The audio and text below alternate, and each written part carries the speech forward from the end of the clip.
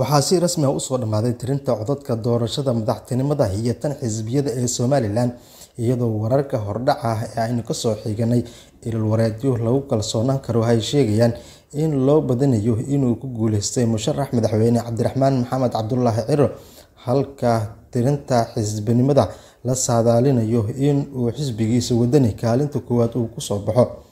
Macluumaad aynu helnay waxa ay sheegayaan goobaha guud ahaan laga codeeyay inay yihiin 2337 goobood.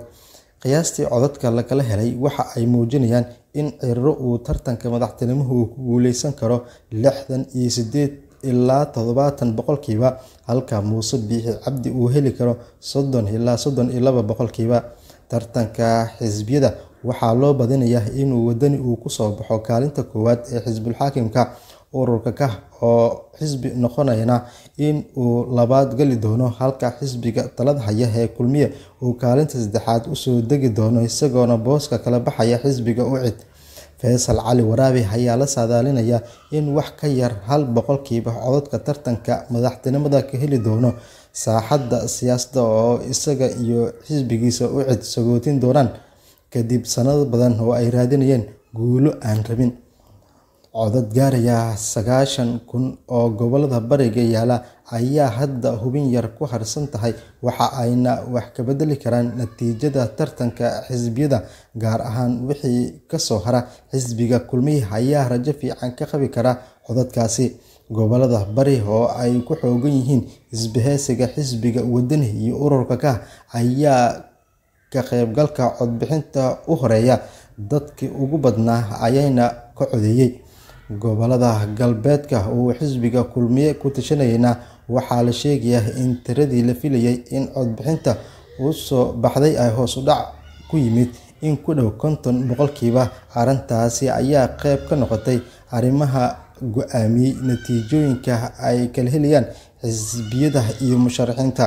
Gobolada ay codbixiyayaasha badani joogeen ee bariga waxaa yaraa tirada Muuse Biixi iyo xisbigiisa Kulmiye ka heleen, laakiin gobolada galbeedka oo codbixiyaashoodu ay yaraayeen wixii intaasi soo baxdayna kala qaybsan kara Kulmiye oo goboladaasi ku tashanayay iyo xisbiyada kale oo wadani uu ku jiro.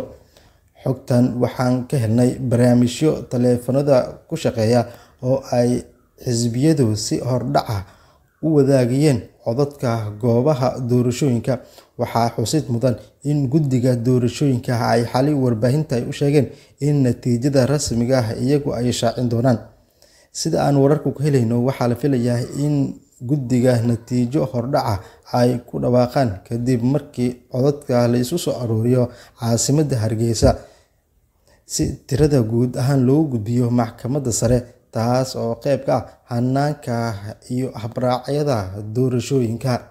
Indhaha caalamka ayaa si aad ah u soo jiitay doorashada Somaliland ka socota ee tooska ah, isla markaana shacabka ku nool deegaanada Somaliland ay uga codeynayaan hadda mas'uulka iyagu ay daneynayaan. Waxaana Hargeysa iyo gobolada kale ee Somaliland ku sugan khubaro gurjoogyaal ah, isla markaana qiimeynaya habsami socodka doorashadii ka dhacday deegaanada Somaliland, iyadoona weli si rasmi ah aan loo shaacin natiijada rasmiga ah. Inkastoo wararka qaar ee hordhaca aynu hore u soo sheegnay ay yihiin kuwa xilka madaxweynenimo ee Somaliland uu ku guuleysan karo Cabdiraxmaan Maxamed Cabdullaahi Ciro oo marar kala duwan sidan oo kale u soo tartamay.